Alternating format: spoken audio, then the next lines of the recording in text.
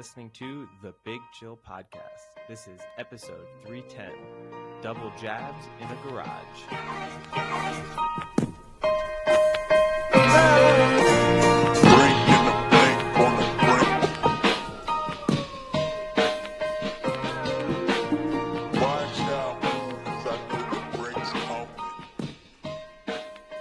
Hello, Big Chillians. Welcome back to the Big Chill Podcast. I'm Frank, joined with Sam and Eddie. So, Eddie, I think we should probably start with you because you had an action-packed bachelor party weekend down in Bordeaux that, from your Instagram, seemed like the most mundane, boring bachelor party I've ever seen. Well, I think from my Instagram, it just looked like I was on a romantic weekend with my one friend, Simon. I think that's pretty much what it came across as. It looked like if you weren't on a romantic weekend, you were really, really trying to be on a romantic weekend. You were trying to make it appear romantic to the outside world. What I'll say is, and I'm going to tell, it was my friend Adrian whose bachelor party I went on. I'm going to tell him that we're discussing this on the podcast. He's not a listener, so I'll make sure he gives it a listen. Good way. This is how we get listeners. This One is how we listener do at a it. time. Within 6 seconds, you attack start their ridiculing bachelor them. parties. Yeah, I go on a trip with you. I trash it. You listen. This is. I'm available. You can hire me. But it was a lot of fun. I think myself and two of the other guys who went along. He sort of falls in between us. He has his sort of nerdy board game side of him, and then there's the three of us who like going to bars and like going out. And he sort of straddles between us literally us and this other group of friends who are in. Oh, it's that kind of bachelor party. Yeah. A lot of straddling A between lot guys. of straddling. The house we stayed in was awesome. There were some cool things around it. It was we did some cool events. We went paintballing. That was a lot of fun. The paintballing was interesting because we all assumed that we were going to be given protective equipment, like the little jumpsuits and stuff. We turned up and the guy was like, well, I do have paper jumpsuits, but they're going to be really hot and you're not going to want to wear them. So just wear what you're in, which in most of our cases was t-shirts and shorts. So not an ideal scenario. And then the only protective equipment we were given was the face mask. And that did up the stakes. Well, like the COVID one. Like a COVID one. Yes, yeah. And N95. Yeah. That did up it did up the stakes a little bit in the paintball because it was terrifying, because getting hit on your arm or your leg suddenly became really, really painful. Which I think I was only really hit directly 3 times, twice on the inside of my arm, which hurt, once directly on my chest, which really, really hurt, which was right. I got a nice bruise right on my chest, like right on my sternum. I can just see you getting hit, like knocking the wind out of you. Oh, yeah. But- like just flat down. Right. Just completely starfishes down. But Simon, there was a moment, so Eddie, we did this one, yeah. Is this real paintball, or is this like 10 Things I Hate About You, paint balloons, and it's just you and one other guy trying to hit each other with paint balloons? This was real paintball, 6v6. Okay. In a paintball thing with, structures that you're hiding behind and stuff. And we did a few different games. So we did one where you're just kind of on there's little structures to hide behind, and it's just once you get shot, you're out, and it's last man standing kind of thing. Then we did a couple of those. Then we did another one where there was a sort of fort, and one team was defending the fort and the other team's assaulting it. And the rule was if you're defending it, you have 1 life, but if you're assaulting it, you have unlimited lives, but you have to go back to the start to sort of relaunch your assault once you've been shot. So is it like the that guy one's who just a just, like- stamina issue. Yeah. it's a stamina The guy who just won't issue, quit. and it basically guarantees that you're going to get shot right. So you have to accept at the start of that game there's no way you can save yourself. In that instance, we were defending first, and we'd taken up these positions. And it actually is, particularly with the lack of protection, it gets a little bit terrifying at times, because you do hide behind an object and then you just hear thud, thud, thud, thud, thud, thud, thud, thud, thud, thud, sort of right behind your head. It brought you back to the Normandy landings today, Eddie. Exactly. Well, then the thing that really brought me back, and I mean this with the utmost respect to any veterans who may be listening to this podcast, or maybe active duty men, who knows, but we had, or women, we were defending this, and we'd taken up these strategic positions. So we were kind of like looking at different sections that they were going to attack from. I had Simon, the guy I was on a date with, on my right. He's taking heavy fire from the side. I'm trying to lay down cover fire. All of a sudden, he kind of gets himself in front of a gap in the protection in the fortress, and a paintball flies through this window and catches him right on the jugular, and where he has absolutely no protection, and he honestly went down like he had been shot for real.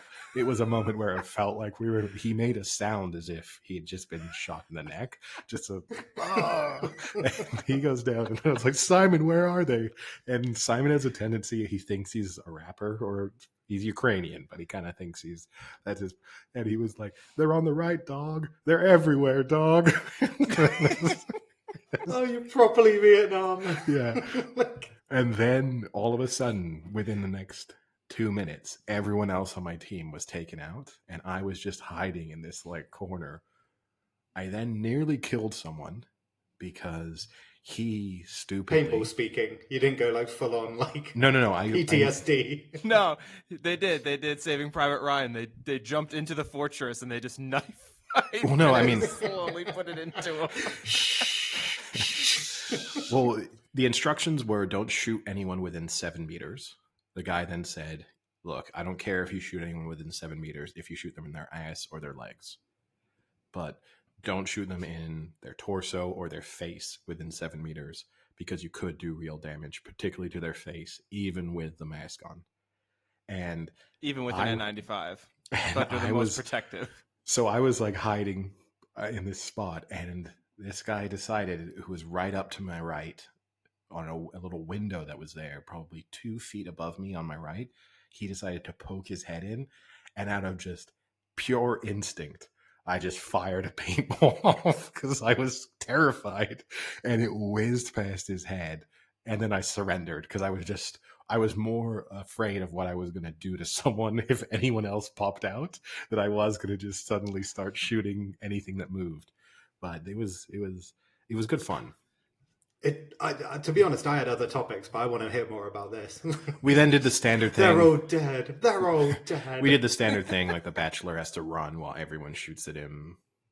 Then we had to run. That is a standard bachelor party thing? That is a standard thing. It's a standard paintball thing. He was put in a pink bunny suit, and he had to sprint across the field while everyone shot at him. Then he got his revenge, and we all had to sprint across the field twice while he shot at us, which obviously you had less chance of getting hit, but he had more objects to aim at. So I think he actually did more damage when it was just him by himself than we did trying to shoot at him alone. But the rest of the bachelor party, there was a lot of weed, which isn't really weed, marijuana. Oh, weed. Oh, yeah. I thought you were talking about like Wii tennis and stuff. No, there was actually a lot of Mario tennis and Mario Kart. That was the speed of the. Someone bought a Switch. Yeah, and the house we were staying in had like a built-in cinema, so yeah, I got hooked up. It was cool. But yeah, there was a lot of weed. Again, not really my speed. So speed's your thing. Oh, yeah, who's the rapper now? Yeah. So, that wasn't a bunch of people getting really stoned at night and then not being very functional. Wasn't my idea necessarily of the bachelor party I would want, but it wasn't my bachelor party. And I think the key thing is he enjoyed it. So cool. And it was fun. There were definitely fun moments.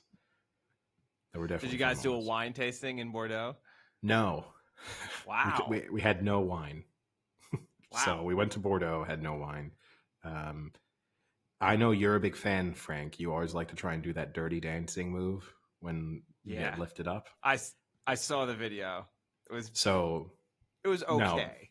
Now, how that came about was the guy who was doing the lifting in the video on my Instagram story. We didn't know him. He was just lifting this girl outside of the bar we were in. He was doing it perfectly, the two of them. I mean, they knew each other. They'd practiced. I mean, it was her core strength to kind of keep the straight line was good. and he was doing it perfectly, and then he was like twisting her around in the air while he was holding it. The only weird thing is they kept doing it over and over again, just with their friends watching. And one of my friends, who was then really drunk, said, "Okay, catch me," and then just ran at him. And he did it. He was actually a good sport. He did it. The first time, so the video that went on my Instagram, they did it 3 times, was the second time he did it. The first time he did it, my friend, like, the balance got wrong, started to tilt over the back of him. And the guy really had to struggle to not have him just land on his face. The only scary moment was then my friend Phil, who there's no way he could have held the other guy. After the second one was like, "Okay, your turn. Now you run at me." And I was like, "Okay, I'll do it." He started taking stuff out of his pockets, and I was like, No, I'm not going to let this happen, because this is going to go horribly wrong for one of you and probably both of you. Oh, he's such a buzzkill. Yeah. Me and Abe have an epic one of those on the beaches of Nice. Well, Shout out to Abe. he won't Romantic remember. getaway to Nice. Well, knowing Abe, you can play him that anecdote, and he'll think, "Wow, how did 2 other people do that on the beach of Nice?" And one of the guys was named Abe. Yeah, this is crazy. What a coincidence. But yeah, but no, it was fun. And then the weekend itself was kind of spoiled by the fact that I should have been on a 2.5-hour train ride home last night. Ended up taking 7.5 hours because, I mean, I can't try and make it out like my day was worse. The reason why it took longer was because someone died. An employee of the French rail service died in an accident while they were working on the line. So obviously he had a worse Sunday than I did, but it did lead to me being stuck stationary on a train when it was very hot, and 3,000 people, because multiple trains then stopped in this one small station that's not supposed to service, like big fast speed trains. And they made an announcement saying, "Don't worry, we know you're all delayed. We're going to bring around water and food for everyone in a little bit." Time passed, and they said, "So there are 3,000 people in the station. We only have food for 400 people. So we're not going to bring around any food or water because we don't want to start a riot. And we're also closing the bars, so you can't go and buy any food or water because there's not enough for everyone, and we don't want to start a riot." And at that moment in time, it was also started a riot. Well, there was just damned if you do. The guy announcing it was just, "I'm sorry, I have no information. I have no idea how long this will take. Anyone who wants to get off the train now, please do. We'll put you onto a train tomorrow. We'll find you a hotel. If too many of you take up this offer, then we'll turn the train station into a hotel." I mean, it was just, at this stage, God. it was... It's like some war Wow. hospital. Yeah, at this stage, I was really... They had that many builders. They were going to build a hotel in 3 hours out of a train station. So yeah, it wasn't a fun experience. And just sitting there, fortunately, no children around me. Did have a woman with a dog. Blows my mind. I love dogs, but it blows my mind. You're just allowed to get on with a dog. No way of verifying that I don't have a dog allergy. So that's just like, that's the bit that does surprise me a little bit. Oh yeah, just take your dog on the train. What's the worst that could happen? You could be sitting to someone who you killed, next to who you kill in the process, but that's fine. I do that with peanuts. I just flick them at people and kind of hope for the best. So with what was that? But I'm trying to think what else it would be. Penis. But that kind of... Penis. What, so I'm flicking penises at people? Well, I think you are, Sam. Oh, I thought you said peanuts. Oh, good one. Turned it on me. So, Eddie, obviously you had paintball, you had a lot of PTSD, and then you're going onto a train whereby someone then dies and you go into a potential war hospital with rations. Was this a really good war reenactment, or was it a stag do? Yeah, not far off. Sam, how was your weekend? Oh, shit, I was in isolation and did absolutely nothing. Oh, why were you in isolation, Sam? Because I had COVID. Oh, no, he's Wait, there's the announcement. I know, it's crazy. Yeah, I had COVID. But, obviously, concerned listeners, I have fully recovered. So, yeah, I was in isolation. Wow, that's damning. No, I'm fine. Just sucks because obviously you're in isolation and I live alone. So I've been home alone. I've been home alone for like. I don't understand why that's so funny. Just sounded Just like- sad. Oh, it sounded getting sad. That's because sad. it is sad. It is sad. I mean, it's not. Nah, Even that it's not sounds sad. I know. I just tried to make it sound sad so I could get some sympathy. But no, I'm out of isolation on Thursday, ready to cough and infect people. Nice. What about you, Frank? Tell me about your weekend then. Oh, I had a garage sale, a 2-day garage sale at my old Whoa. house for all of the stuff that we didn't want to bring to the new place because the house is bigger, but we have less storage capability. Like we don't have a garage, so we can't just throw a bunch of boxes in the garage and never look at them for 10 years. Okay, that word's lost meaning now, but keep going. So we had a garage sale. The Oh, God. first day was good. I just think you have broken the world record for saying the word garage the most number of times in the space of 45 seconds. We had a yard sale. We had a moving out sale. How much money did you get from your 2 days of selling? $315. Do you consider that worth? That's my point. It was 2 days of time, $315. Yeah, it wasn't. I think it was worth it because at the same time, we also got to do some of the cleaning of the house. Like I needed to clean the refrigerator, the washer, the dishwasher, the oven. Like those things take time. So one of us would kind of do that and kind of hang out.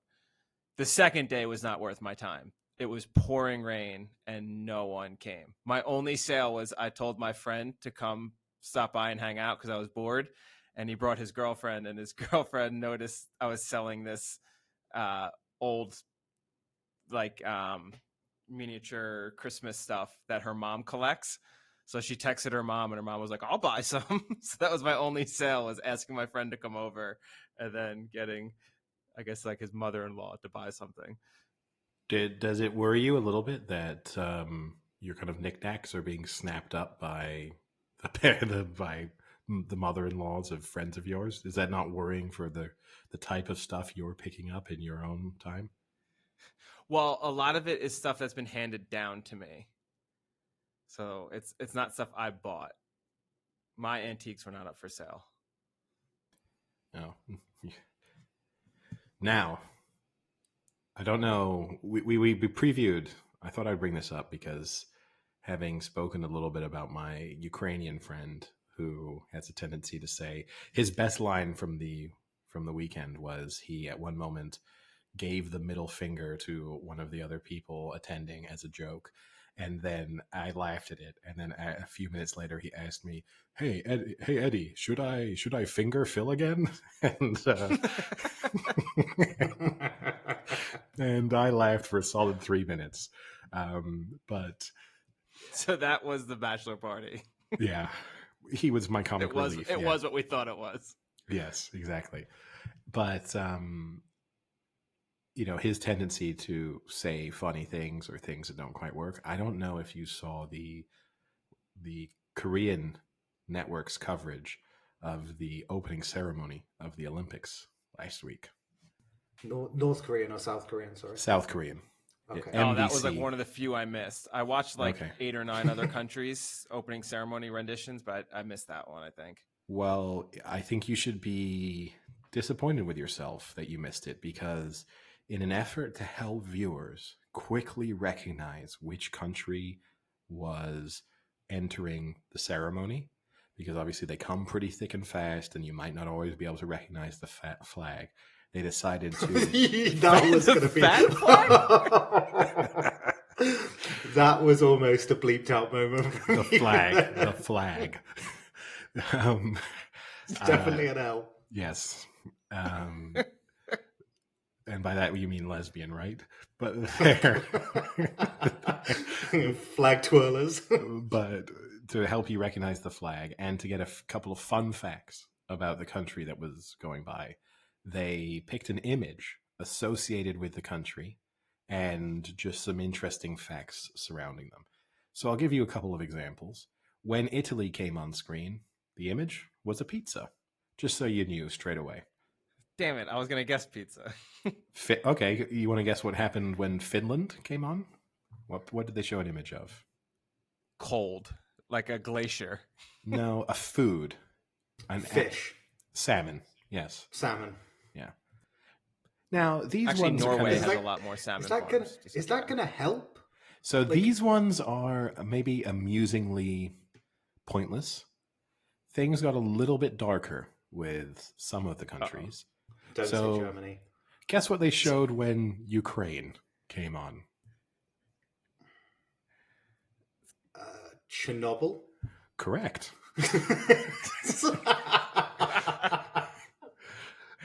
Way to laugh, Sam. Wait. The hypocrisy of...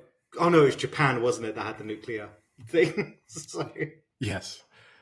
Maybe... Wait, Eddie, Retracted. Are you sure they just weren't giving a shout-out to the HBO series, which was phenomenal? Well, if they were, then HBO has a few series I've never heard of. For example, when the Republic of the Marshall Islands came on, the TV caption read, "It was a nuclear test site for the United States." That actually is an HBO show. Yeah. When El Salvador project? When El Salvador appeared, because El Salvador accepts Bitcoin as legal tender now, they just had the Bitcoin symbol as the image, which, of course, when you see Bitcoin, you think El Salvador. Oh, Eddie, let me throw this back at you. Give me, off the top of your head, a better image for El Salvador. Oh, I know. I've got one. I would do the football war. They had a war that started with Honduras over a football match. I don't know how you would portray that. Now, I'd give you... You give the fact, I guess. Here's one that definitely wouldn't work for you. When Australia's description was the heartland of Oceania, and Iran's description was the center of Islam. Potentially controversial. Yes.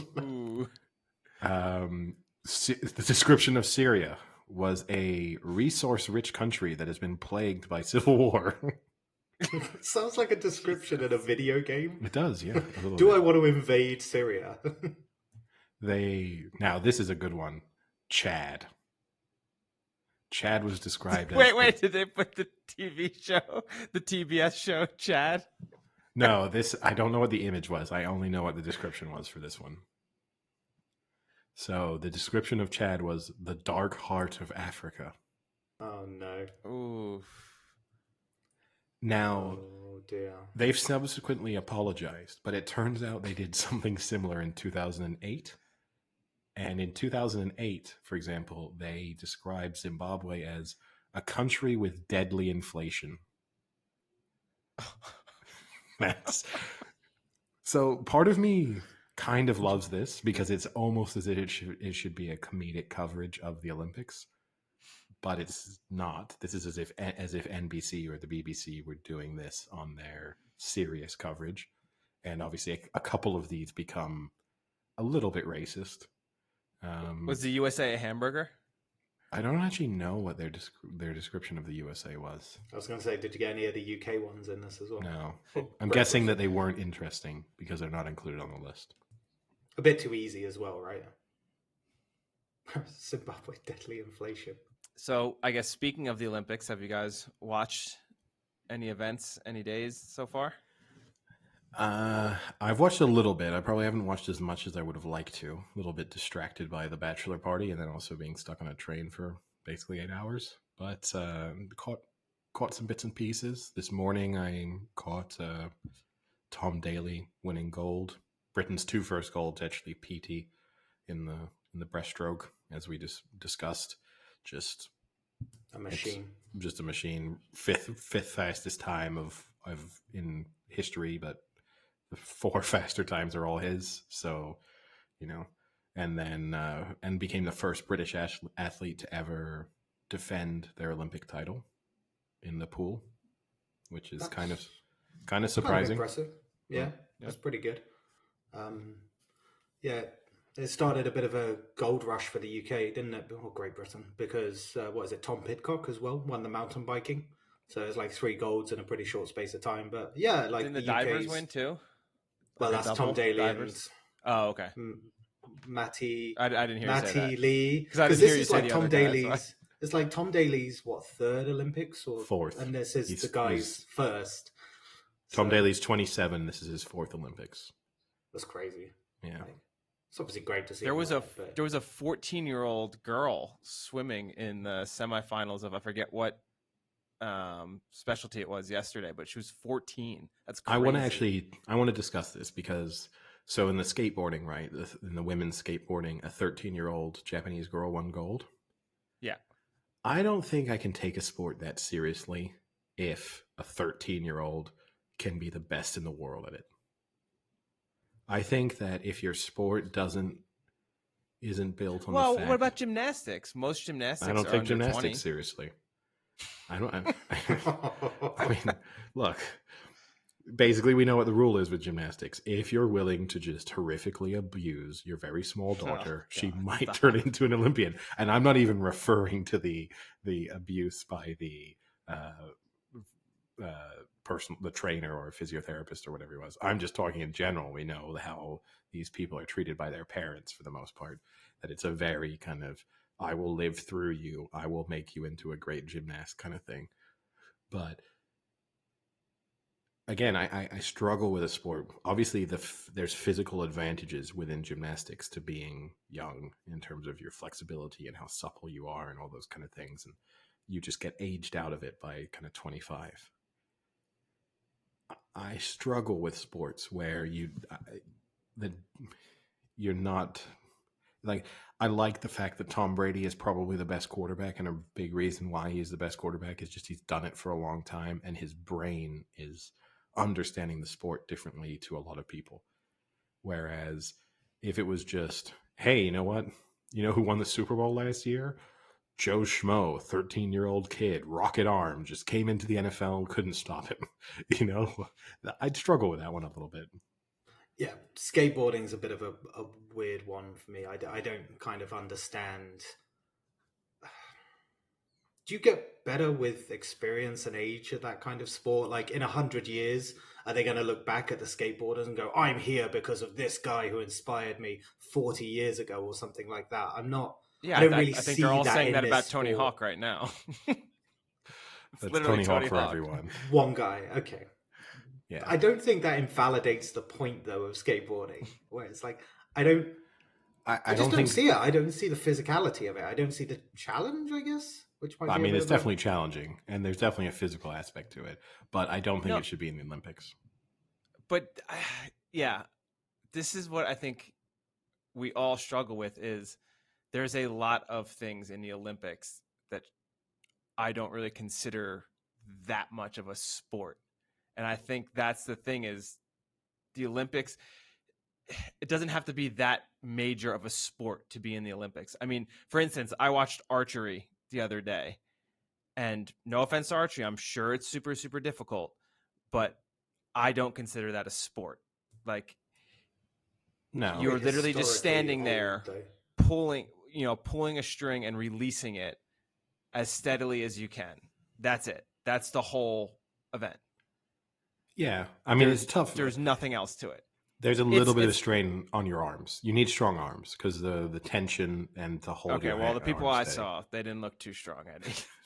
I'm sure the second thing about the archery that was great, they shoot 2 arrows and then they take a water break. They take like a 2-minute water break, shoot 2 more arrows, and then take another 2-minute water break. I didn't get it. Come on. Look, I don't disagree. I find the archery quite compelling to watch, though. I mean, my only issue... That's what I mean. It's same thing. Yeah. What about the shooting then? I like the skeet shooting. I like no, not even the skeet one. You know where they do the target shooting indoors. Oh, I love that. Yeah. You know, do you know what rapid shooting. So that's fun. Do you know what I actually kind of think in the Olympics? One of my rules for the Olympics should be you should be able to understand what they're doing pretty much instantly. Like, you could know nothing about the javelin, but then you go, oh, they're just trying to throw it as far as they can. And the guy who throws it the furthest wins. Or skeet shooting, whoever hits the most targets, or whoever gets closest to the bullseye and this and that. You figure it out. But once you get into skateboarding, and I know gymnastics is also going to fall into this category and synchronous, like the diving. But once you get into this moment where, oh, no, an expert has to now assess how well they performed. So, which I think is tough sometimes. Sometimes I'll watch the dives and I'm like, well, that was pretty good.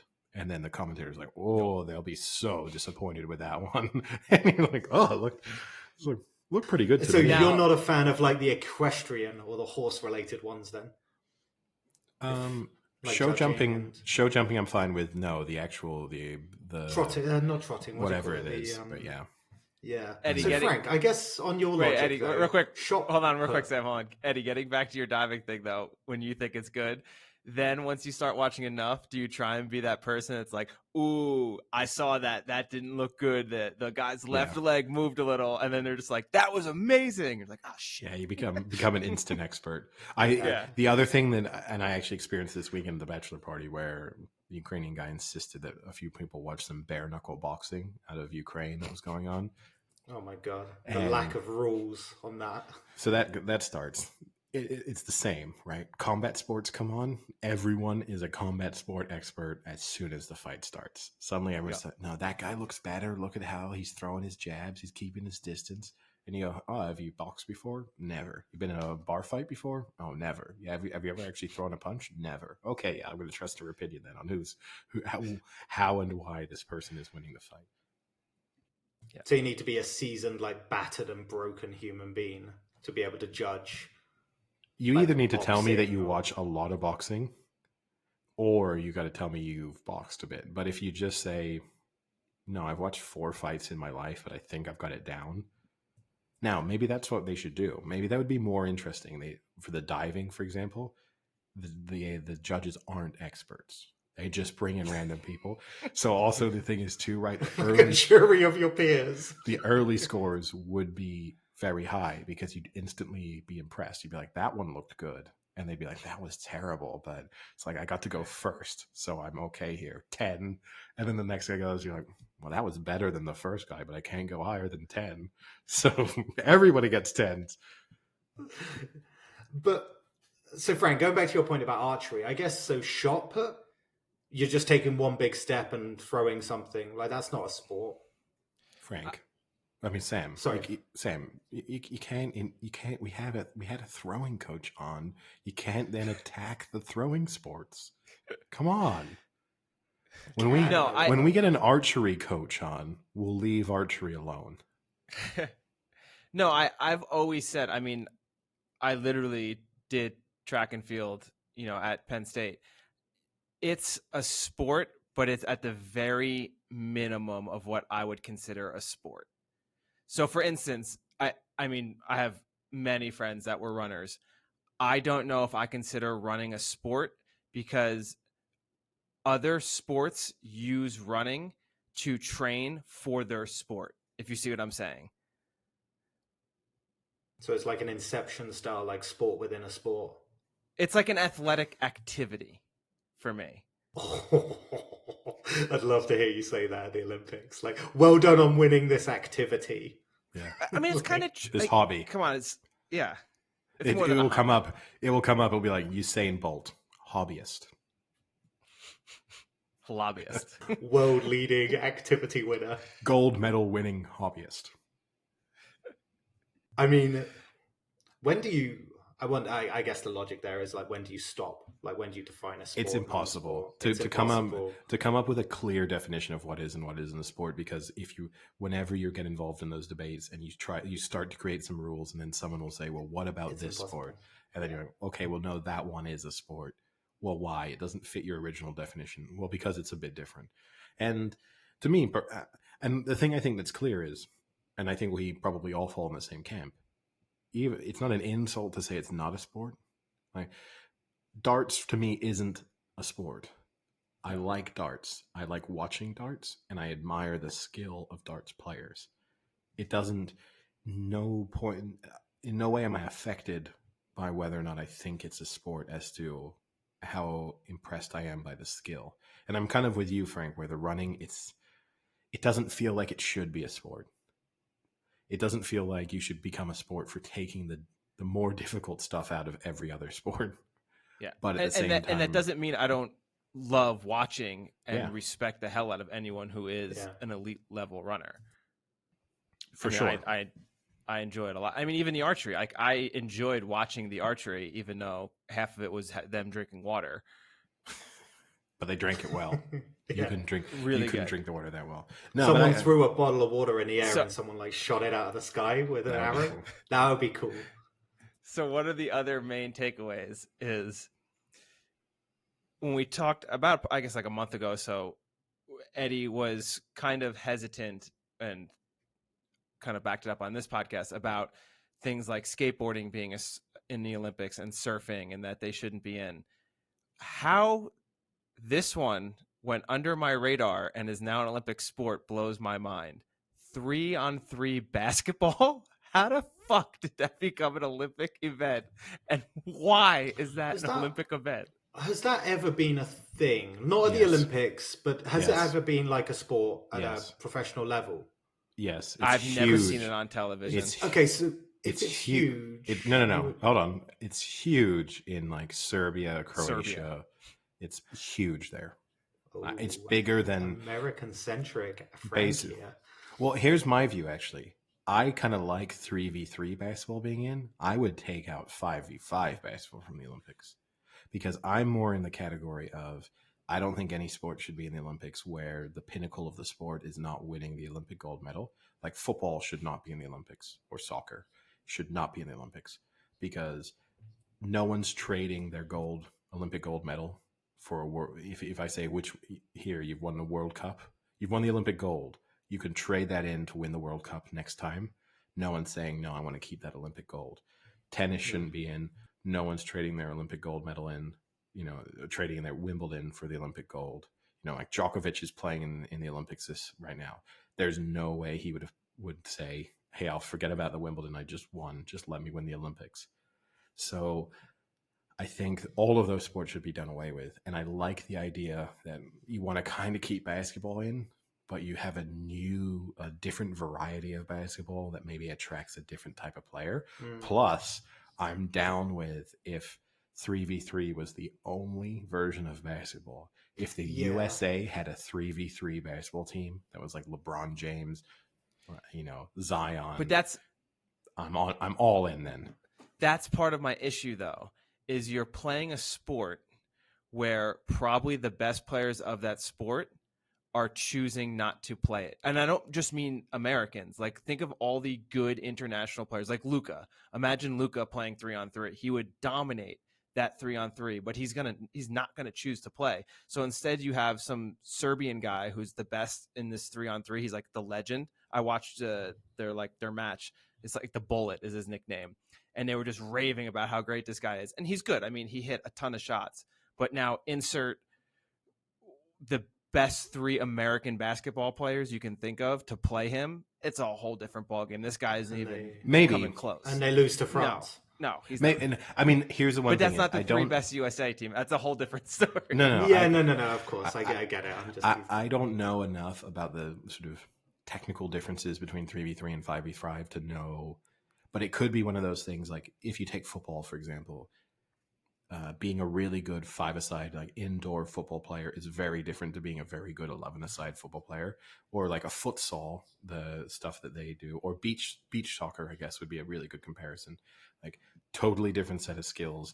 And you could take Lionel Messi and stick him on a beach soccer game and he'd probably be pretty good, but the best players in the world would run rings around him. Interesting point.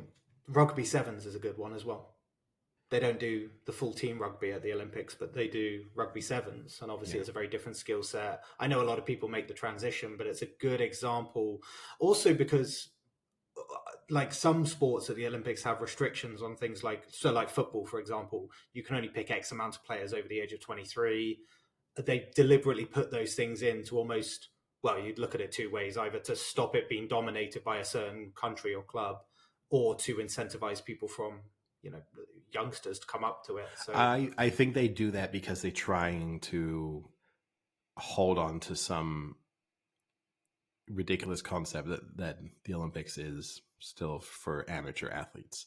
And so that if you put the under 23 requirement in, you get youngsters coming in who are not the sort of established superstars from world football. And so it just feels a little bit, it's a youth, kind of turns itself into a youth tournament, which seems a little bit closer to being an amateur thing, and then also it's interesting it gives a lot more teams obviously the opportunity. Nigeria have won a gold medal, but Nigeria could never win the World Cup.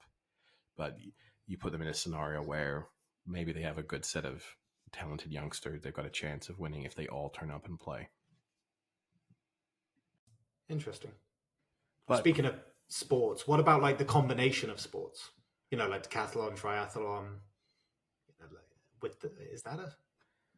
It's pretty impressive to do. It's impressive. I like it. I like the fact that I like the multiple day event aspect to it, and I like seeing the points. I obviously like it a lot when you're really familiar when it is a British or an American athlete, so you have a sense of, oh, they're going to be good at this one event. They're going to get points. They're going to get a lot of points here. But yeah, I mean, I don't know. It's one of those weird things. The Olympics makes you interested in things that you're only ever going to be interested in for a couple of weeks every 4 years, which is sort of a sad thing for the people who do it all the time, but also a nice thing for them because the other scenario is no one's ever interested in what you do. I think, I mean, people often go, well, why can't you love this? Why aren't you into gymnastics every day of the year? So would you prefer I'm just never interested in gymnastics? Because I'm way closer to that than I am into buying into gymnastics full time. Yeah, it's obviously when you watch things like the judo and taekwondo early on as well. It's like I hear the word ippon once every 4 years, and then forget about it until 4 years later. Yeah. No, I do think that's the interesting thing too. You have to try and remember. You're suddenly trying to sort of remember these things you picked up on 4 or 8 years ago. You're like, I remember there was that moment when I kind of started to really understand this sport, and now I've just kind of vague ghosts in my mind. But I did like the coverage. I particularly love the thing that I like in the Olympics sometimes, and this isn't to be anti-American, but I do like when an American loses and the American media coverage suddenly has to process the fact that there are people elsewhere in the world who are quite good at sports.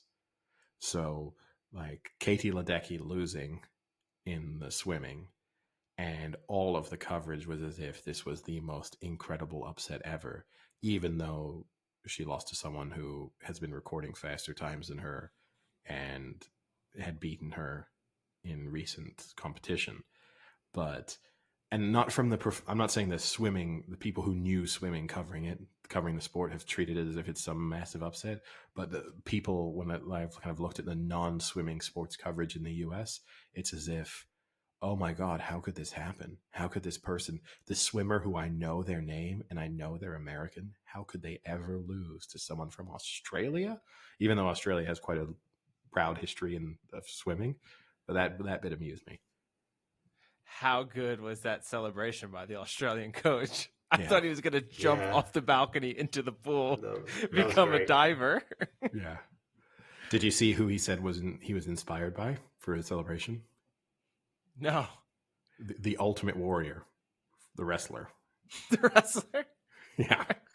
His description of it too, he said, I was really inspired by the Ultimate Warrior. I loved him by his child, and I just he just embodied me in that moment of celebrating. He said, I really liked the Ultimate Warrior. He's dead, but I really liked him. It was just a really weird way to throw it in. There was the fencing guy that ran off and celebrated like Cristiano. He did the Cristiano Ronaldo turn and jump as well. Yeah, that was pretty cool. And then did you see in the triathlon the boat that caused the false start? Yeah. Like, Frank, have you seen that video? So no. There was this, you should watch it. Like, it's just so farcical because obviously all the triathlon athletes in the men's are lined up, ready to go. And they obviously start it and then realize that this boat is like covering half of the starting bit. So half of them can't set off. And then this boat decides to start like reversing around. And it's genuinely amazing that people haven't died in this moment. Like it's a little bit farcical, but I shouldn't laugh. But yeah, it's been an interesting Olympics for sure. To go back to that, the swimming coach celebrating though, the other thing I did like, not only Americans reacting to Ledecky winning, and I saw one comparison from someone who works for ESPN who said That's like Adam Vinatieri missing a 30-yard field goal, which is, it's not. She was competing against, everyone knew it was kind of a What? 50-50 race. Yeah. But And she said it was her heart. It was the least likely one for her to yes. win, Yeah. and it was the hardest one because it's coming off the day before she has her not more important. They're all important races, right? But the But ones that more she likely. should be winning. Yeah. And she has like a grueling schedule starting now, so obviously she's probably trying to conserve some energy as well. Yeah. You know, like yeah. But the other thing I loved was that a bunch of Americans, again, media outlets that I've seen, have called out the Australian coach for his celebrations not being in the Olympic spirit, which, look, I kind of agree they were a bit over the top. Also, it's concerning that he broke basically every COVID protocol over the course of that celebration. He went into a zone he wasn't supposed to be in. He ripped his mask off and broke it in the process.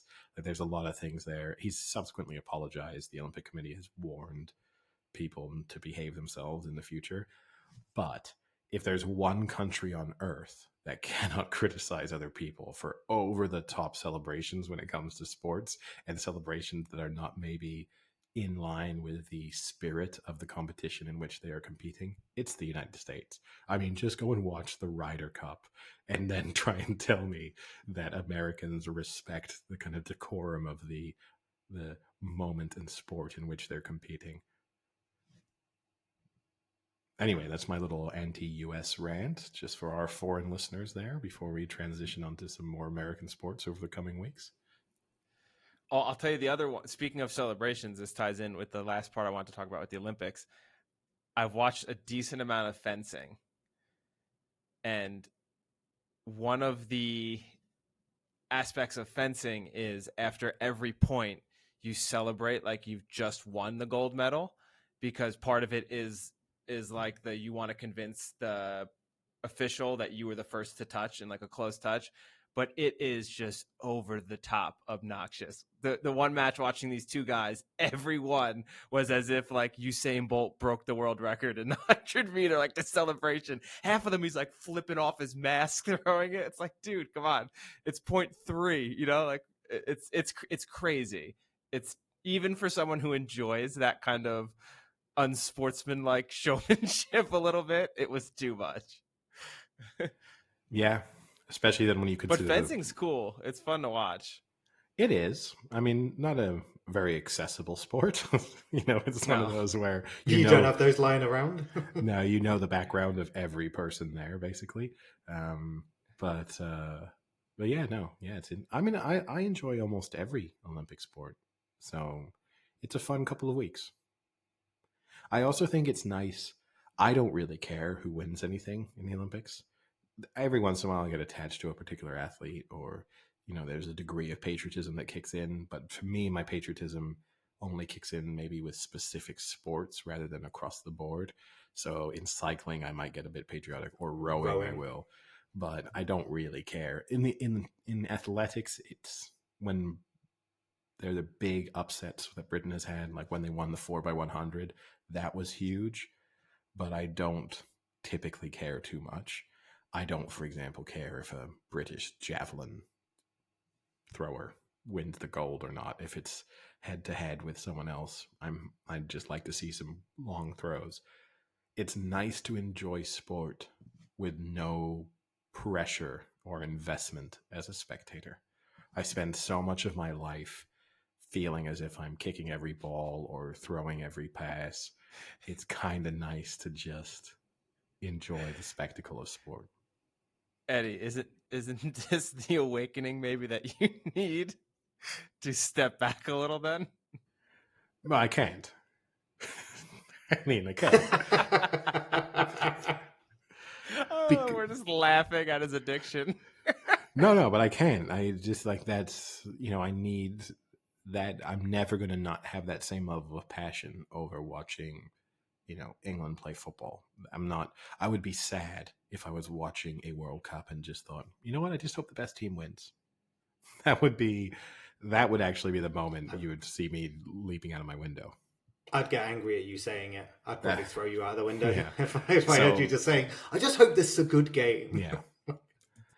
But So I think that's what's kind of nice about it is I don't care who wins the diving. Oh, cool. Some British guys won, but doesn't really care. It was just cool to see people do things really, really well. And that's a refreshing change for me in just low stress spectator, no stakes, enjoy the moment. But the only reason to flip it, the only reason why it's refreshing is because I live the other, you know, 98% of the time every 4 years of my 4 year stretches being too heavily invested in the athletic performances of people I don't know.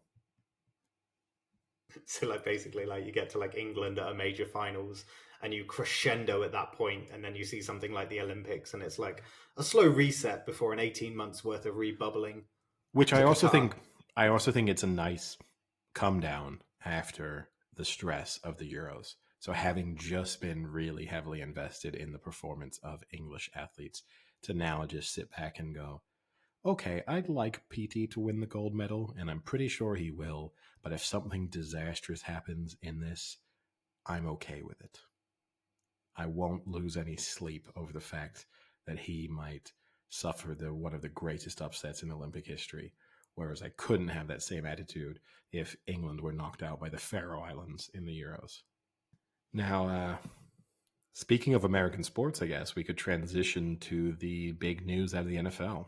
Some interesting new rules and protocols being put in place, including, well, the big headline being that the NFL has said that teams will forfeit games if they have multiple positive COVID tests. And whereas in last season games were rescheduled, this time around it's just a loss. Yeah. I kind of don't know how to feel about it in some Now, wait, real respects. quick. I haven't read the rules like super closely. If it's a positive test, but you've been vaccinated, does that count Oh, still? so let me read. I can read part of the memo. So it's like if a game is cancelled or postponed because a club cannot play due to a COVID spike among or resulting from its non vaccinated players or staff, then the burden of the cancellation or delay will fall on the club experiencing the COVID infection. Like that's a bit more That's a meat perfect answer. behind it, but that's Yeah. fundamentally what it is. I mean, Yeah. it obviously throws a ton of questions in, like now it puts the onus on the club. So you would have seen people like the Titans, if the vaccination was a thing, then you would have seen them probably forfeit games. The Steelers wouldn't have been as affected as they were. So like there's a lot of things throwing up there, but also like the individualistic part of things, like if players conscientiously don't want the vaccine, then are responsible. Like the clubs now have to think, I'm not playing them. I don't want them near my venue because they could cost us to forfeit games with their choice. Like I don't know what you guys think of it, but I think it's kind of individual. It's like individualistically interesting. It's from a club perspective interesting, but it's also interesting the NFL putting this back on the clubs rather than last year where it was on them to reschedule. Yeah, I think it's interesting, particularly because you have quite a number of outspoken NFL players who have said that they will not get the vaccine. So you are putting teams in an interesting position as to, do you cut a player because he's not getting the vaccine? I mean, if you were a GM and a player isn't that crucial, I think I would start cutting people.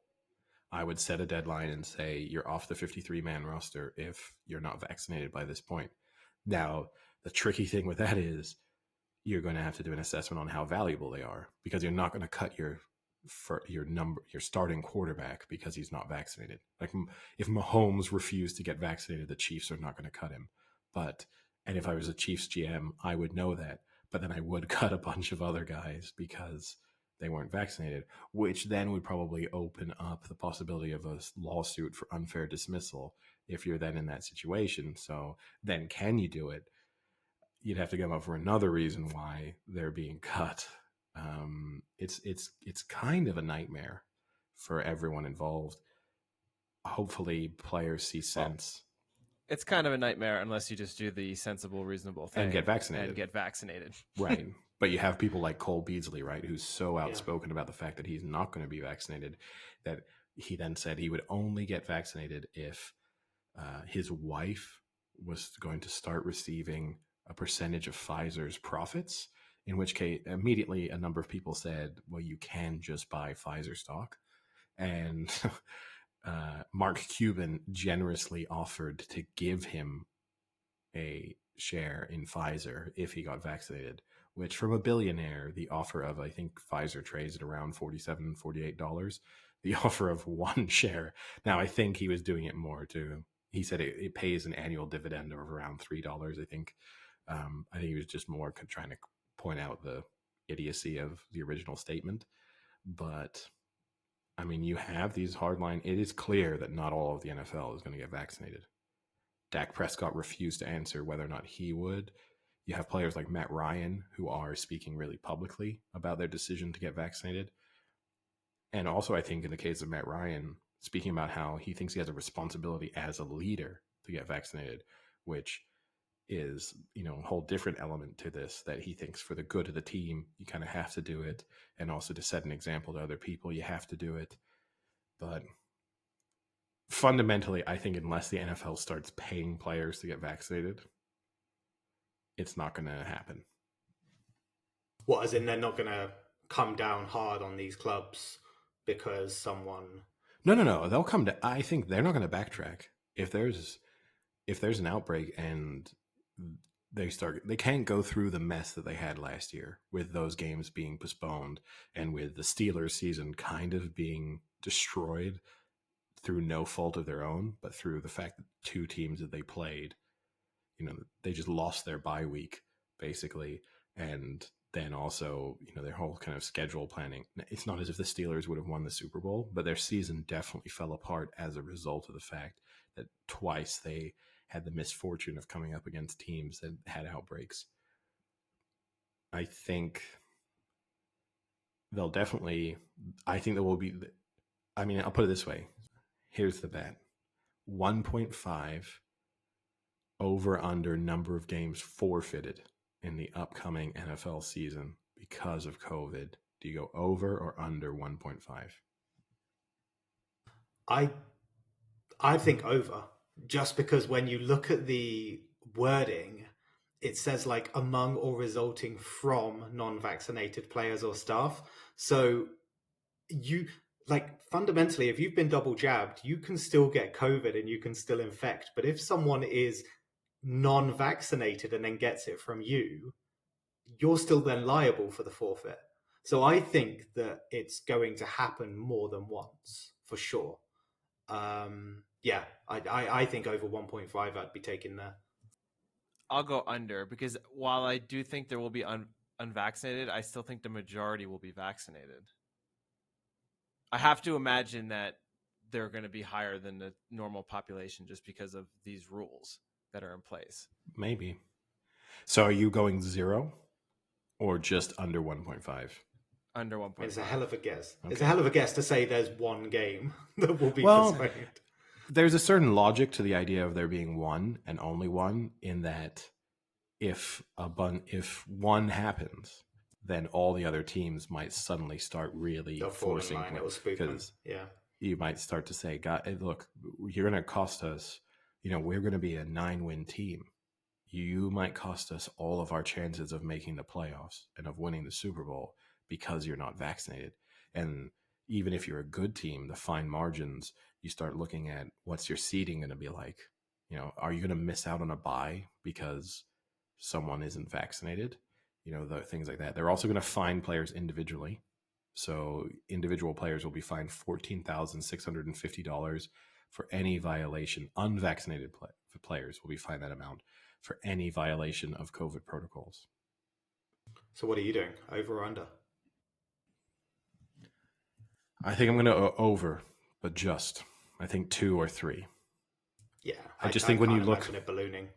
You just look at outbreaks everywhere. You know, I think that's also just, we're in that mode a little bit where people are starting to feel like the end is in sight, and the reality is we're facing spikes pretty much everywhere we are, at least in cases, not necessarily in the severity of those cases, but it's then difficult to imagine. I mean, look, our podcast, Sam, you would have forfeited a week of the podcast. But if they're vaccinated, though, then they wouldn't forfeit, right? But that's Correct. my point, is that indirectly they could infect a non-vaccinated player. Yeah. And then because that non-vaccinated player has COVID, that is... Yeah, but like I said, the wording is among or resulting. So if there's non-vaccinated players or staff in the team and there's a COVID spike, it doesn't matter how it's gone into the team. There's a liability in the team. Can you read it again? Because the way it sounded when you read it was there had to be like a lot of unvaccinated players that tested positive. So it's not like one unvaccinated cancelled, player. So causes if a game is vaccinated. cancelled or postponed because a club cannot play due to a COVID spike among or resulting from its non-vaccinated players or staff. Two things could happen. That is so risky to. That is like where I get said, in trouble. you know, is if you have an unvaccinated person, you have one, and then cause like 4 vaccinated people. That is going to be such a tricky issue to say who caused what. It's almost got to be all or nothing. Yeah. Which is the point. The argument would just be like, actually, no, it was the vaccinated player who first did it, and the unvaccinated player just happened to catch it from him. Right. And how can Sam has 2 points, which are right. So yes, okay, there'd be tricky to prove who was the first, because if you have a 53-man roster, only one of them is unvaccinated. He gets COVID, 6 others, you postpone the game. You could try and spin that. No, the outbreak wasn't caused by the unvaccinated player. So in this case, we don't fall under this rule. However, what Sam's also pointing out is you could have a 53-man roster. 10 of them are unvaccinated. The person who brings COVID into the locker room is vaccinated. But then the fact that it spreads through all 10 of those non-vaccinated players, you're then toast. So, I mean, it's tough. It's tricky. The burden's really tough. Right? And plus, is this just players, or does this include staff? Staff. Says so players or staff. Your water boy who's not vaccinated, and we've seen that already with a coach losing his job and a coach being openly turned down, and the reason they did not give him the job was because he said he would not get vaccinated. I mean, certainly on the staff level, if I was running an organization, I would be getting rid of there. I'd have no problems. Maybe not your head coach, but certainly everyone be sort of below coordinators. If you're not getting vaccinated, you can go and find employment elsewhere, because I think I can probably replace you. Arsenal, they can do the Arsenal thing where they kind of furloughed everyone, but then started hiring like 40, 50 million pound players. Yeah. I mean, I'm definitely, you're not, if you're the physio, for example, I'm not keeping you around. Yeah, the liability there just plummets. Yeah. But here's an interesting one. Obviously, the Texans have now come out and said that they're changing their position on Watson in terms of trading. But if he then double jabs, does he then become a more attractive proposition if you've got a QB that maybe doesn't double jab? Sam, that is so disrespectful to all the people out there that are giving him massages that you just say double jab. Yeah, that's how he got himself into this trouble. He's been double jabbing. He's been double jabbing too much. He's been double jabbing before double jabbing was a thing. Yeah, I've had like 40 I've had 40 injections. But anyway, like, but that becomes the thing, right? If you have to get rid of someone in a position because they're not vaccinated, suddenly is it like a more tradable thing to say, like, well, I'm double jabbed, I'm ready to go? Okay, let's is stop Deshaun saying double Watson jabbed. Not, it's not. Is he not? In the same way that he said garage too much, you're saying double jab too much. I don't know, but I do. To answer your question, Sam, I do think if I were a free agent and I'm struggling to get a job, 100% you got to get yourself vaccinated, because you have to say, I need to be. That makes me more interesting as a sort of bit part player on a team. And the same if you're a player who during the season is just waiting for an injury to pop up and that you might get called up. You're kind of a backup quarterback who, if the backup goes down somewhere else, I'm going to get that job for a few weeks.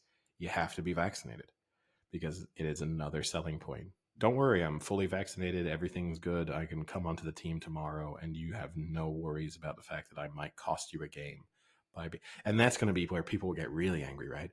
Imagine your third string quarterback causes an outbreak and he's unvaccinated. I mean, how angry would you be? what's going to happen? The interesting part of this rule: what happens if this is the playoffs? Could a team forfeit the Super Bowl because they have 10 unvaccinated players who get COVID a week before the game? The guts on that call would be insane. No, but you know what I mean. Yeah. How does this work? Super Bowl maybe not, because it can probably spin that you can reschedule that without it being too big of a problem. You can delay it to the following week, and it's a nightmare, but it's not too much of a nightmare. But if it's a playoff game where you know you have to play another game a week later, there's nothing you can do.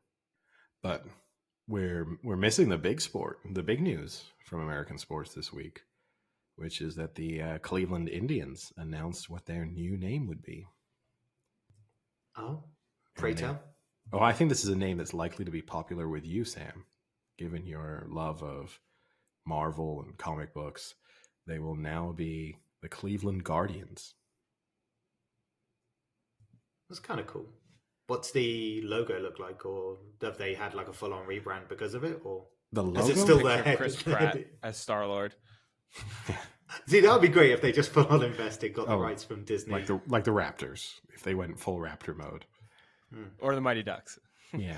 The logo, it's to so the origin of the Guardians is that they have a bridge that crosses, and they have the Guardians of the Traffic. It's a kind of Art Deco bridge. It's right outside the stadium that crosses whatever the river is that runs into the Great Lake. I've got all the local details down there. So the logo is then kind of in line with the art, the Art Deco angels on the bridge. It's got two wings surrounding a baseball. Personally, to me, not a great logo. I'm a little put off. They've mixed 3D and 2D within the same logo, which is, I'm not a designer, but very strange. So you have 3D wings and a 2D ball. I don't love that. I think you had to go 3D ball. I also I don't really love the overall look. It looks a little bit like you went onto a free logo maker and made a logo. One. A good one. Free logo maker. Okay, you went onto a logo maker. You paid $5 and you made yourself a fantasy baseball logo. That's the best logo, definitely, in your fantasy baseball league, but it's not a logo that you should be having as a Major League Baseball league team. Yeah, it's okay, and I don't mind the name. It will for sure lead to some interesting and good headlines and puns, I'm sure. I don't hate the name. It's pretty decent. I like that they kind of kept, right, it's sort of similar to Indians. You know, it's still got the ins ending, so they've sort of kept something going there. So if you say it really quick, you don't mess up like Redskins. Yeah, exactly. Well, there you go, Frank. You threw it in. we're warming up to our NFL preview.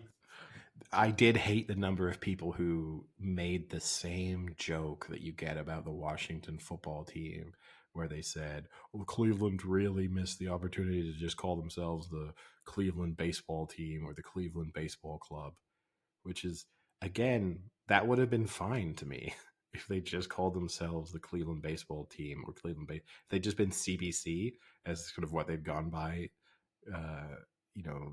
I think that would have been actually perfectly fine. And you just keep I'm wearing a Cleveland hat right now. You just keep the C as the main logo, and you just call people, say the Twins are playing Cleveland tonight. Would have worked for me. The Twins are playing baseball club. No, it's so dumb. But yeah. You did skip over. See, I thought when you said the big news out of the NFL, I thought you were going to talk about the Aaron Rodgers. Oh, yeah. We talk about him so much, though. Yeah, he gets almost weekly attention at the moment. Well, we can keep he's it staying short. put now, right? He's now staying put like everyone thought. Yeah. But he did tweet out that picture. He and Devontae Adams had their Instagram where they put out the Scottie Pippen, Michael Jordan. They both simultaneously posted the picture from The Last Dance, implying that this is The Last Dance. Or is it that Devontae Adams just actually hates Michael Jordan like Pippen did? I mean, it's one of those things. Maybe they just think they're Jordan and Pippen. They just think they're great teammates who work really well together. But no, you have to assume that it's some kind of hidden message saying, oh, this is over. In which case, I'd like to know that makes, I guess, Aaron Rodgers Michael Jordan. So he'll retire and then he'll come back later to play for the Jacksonville Jaguars for 2 seasons. And that also means that Devontae Adams is going to spend the next 6 or 7 years playing for pretty good teams, but constantly living in the shadow of his achievements with the Packers. Actually, that brings up a pretty good question that I was going to follow up with. Devontae Adams was the first 99 overall by Madden this year, or like announced by Madden. And he was voted the best wide receiver by all the players and coaches in the NFL. Is he actually the best receiver in the NFL and is a 99 overall, or is that inflated because he's playing with Aaron Rodgers? I think it's inflated because he's playing with Aaron Rodgers. I think it's also inflated because the Packers aren't that good. So it kind of makes it, if your take is Devontae Adams is the best wide receiver in football, and obviously this doesn't factor into what the players or the coaches are saying, but as a non-player coach, it makes you sound like it's a smarter pick than saying someone who's on a good team, if you see what I mean. Not that the Packers are terrible, but if you just pick one of the guys who, oh, you saw him in the playoffs and you think he's pretty good, it sounds smarter to come up with a name that you maybe didn't think you were going to have there and then throw them in. I mean, Devontae Adams is very, very good. I just think if we did that thing that we like to talk about sometimes, you're drafting one wide receiver for this season, he's not going number one. Well, the issue is when you start to think about it. So here is, according to PFF, the 30. Well, I'm just going to read the top 5 best receivers entering the 2021 season: Devontae Adams, DeAndre Hopkins, Tyreek Hill, Allen Robinson II, Julio Jones, AJ Brown, Michael Thomas. That's their top 7. Who is better than Adams? Is it Hopkins? I mean, Metcalf's not on that list either, but in their top 7 at least. Is because when I think about Tyreek Hill, he is a great player and he's amazing to watch and he's explosive, but play in and play out, is he as productive as someone like Devontae Adams is? No, I would take Devontae Adams. So if we were doing this draft, I would take Devontae Adams over Tyreek Hill. But I would definitely take DK Metcalf over Devontae Adams. I'd probably take DeAndre Hopkins over him. I might take Stephon Diggs over him. Wow. I mean, it's hard to, Stephon Diggs, year in, year out, puts up huge numbers, performs at a really high level. And the teams that he's on, their performance levels as a team changed dramatically. I mean, the argument you could kind of make, right, is Aaron Rodgers throws tons of touchdowns and tons of yards to whatever random crew of wide receivers you assemble around him. So whereas Stephon Diggs goes to the Bills and completely transforms Josh Allen's performance as a quarterback. So, and now that's also because he had another year in the NFL and the team was good overall, but definitely he can take credit for what Josh Allen did last year, the step he took forward. Whereas there's no way that Devontae Adams could say, I make Aaron Rodgers a better quarterback. Yeah. So for context, Stephon Diggs had the most passes caught last year. Adams was second, but Adams missed 2 games. But Devontae Adams also had 18 touchdowns. If you go to Pro Football Network, their ranking's a little different. So they have Tyreek Hill first, Devontae Adams second, Diggs third, Hopkins fourth, AJ Brown fifth, and DK Metcalf is 10th in that one. So yeah, I mean, it's tough. I mean, to be a 99 in Madden, not that I don't want to get into the Madden rankings because we do this every year with how dumb some of them are. But I feel like you have to be just hands down, yes, he's the best. And I can't hands down say Devontae Adams is the best because I don't know if it's him or if it's Rodgers. Well, that's the problem now is they've created the 99 mark. So, like Eddie said, when he said he would give everyone a 10, when you see the first person and you can't do anything now from that, like they should have made that completely sacred, or at least adjusted later on. Now you've made I, that benchmark. I think most years there shouldn't be a 99.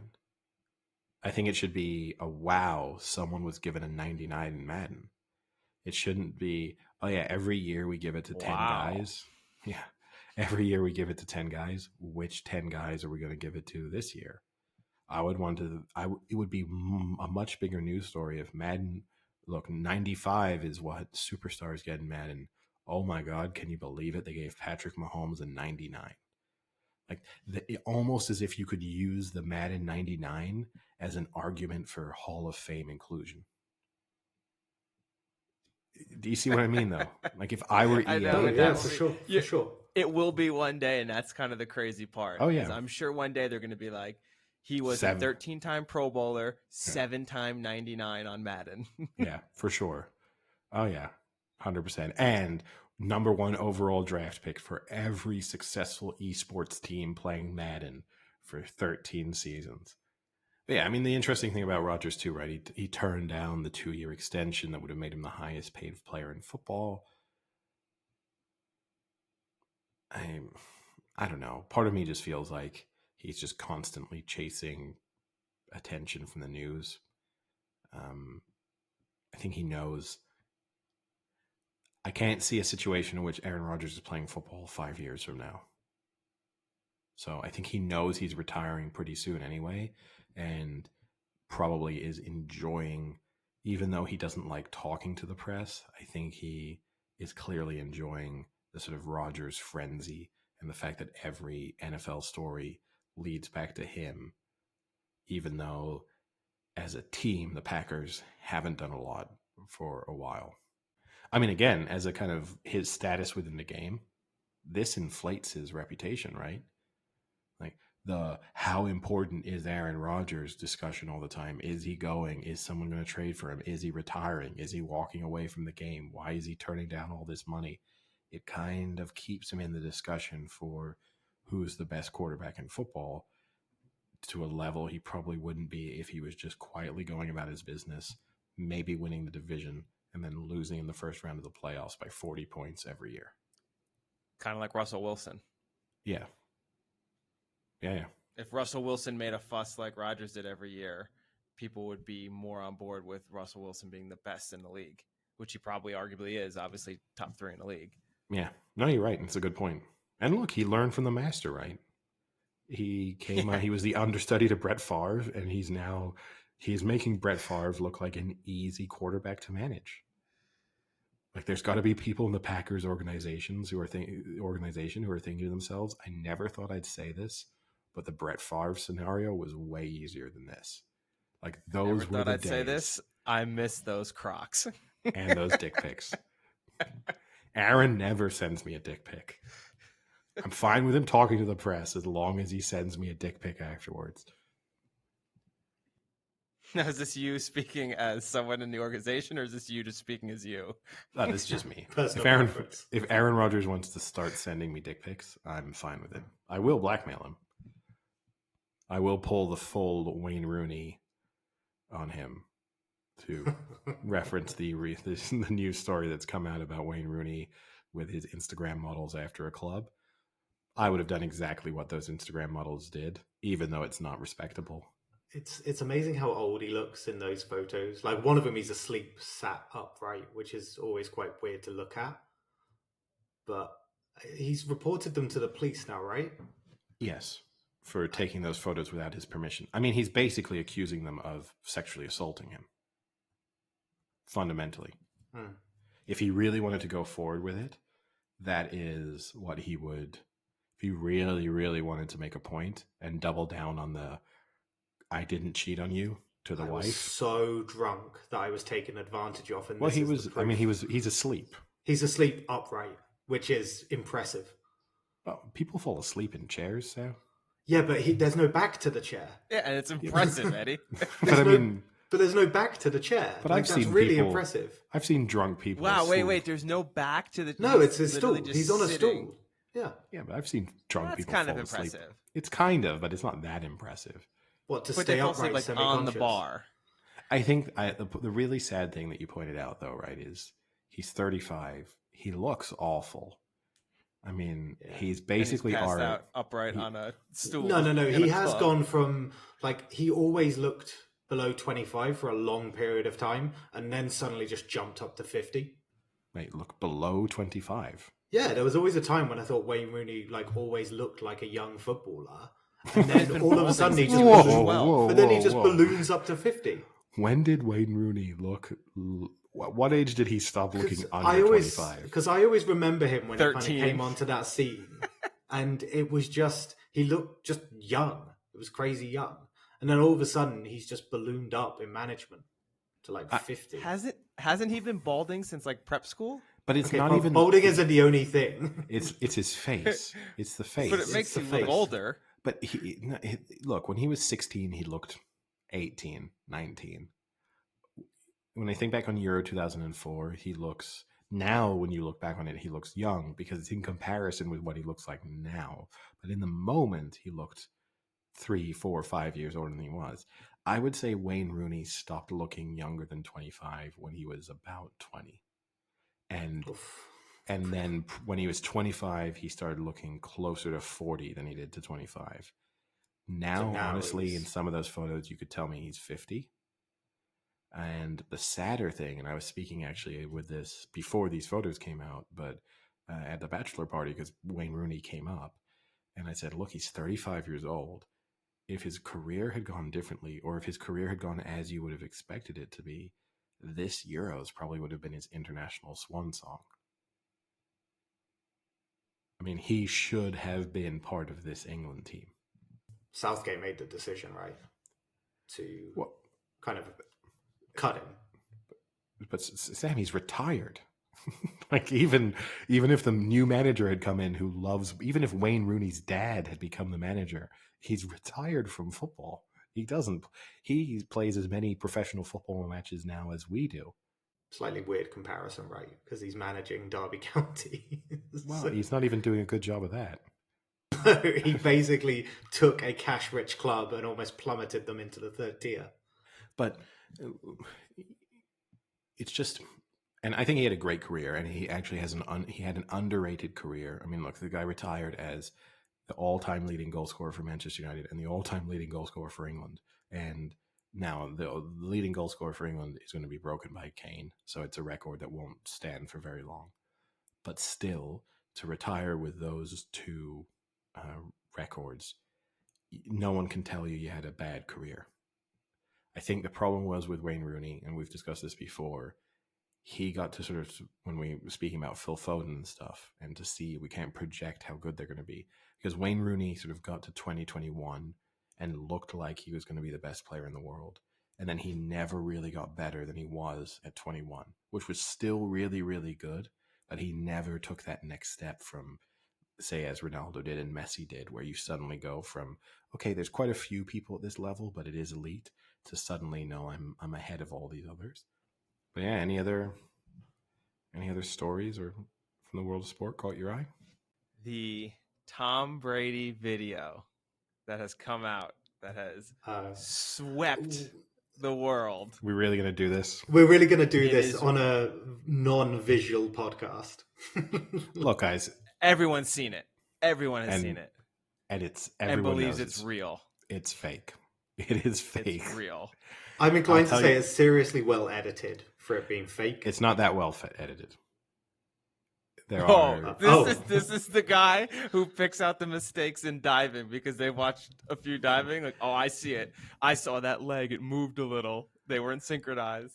Look, I'm not a video editor. Not that well edited. I'm not a video editor, but I do spend some of my time editing video. There's clearly jumps in the footage. More importantly, the real reason it's not real.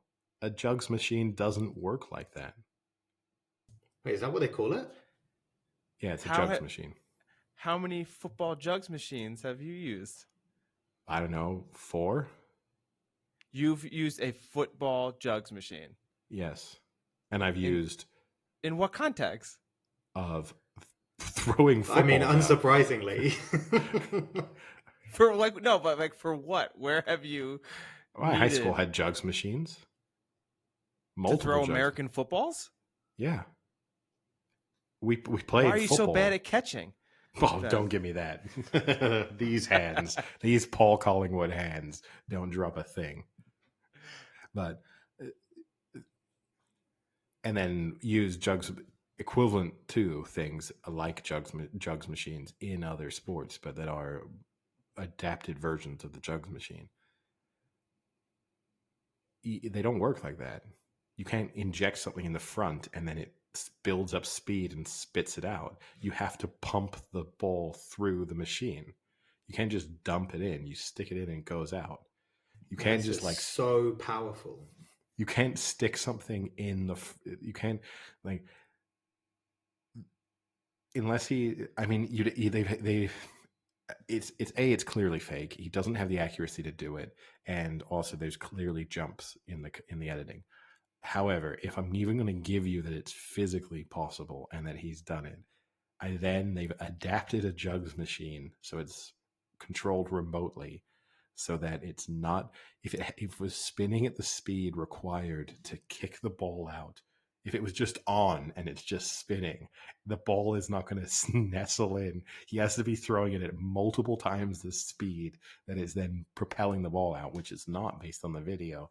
There's nothing right about it. It's clearly fake. I don't even waste too much time trying to get into why it's fake. It's just obviously fake.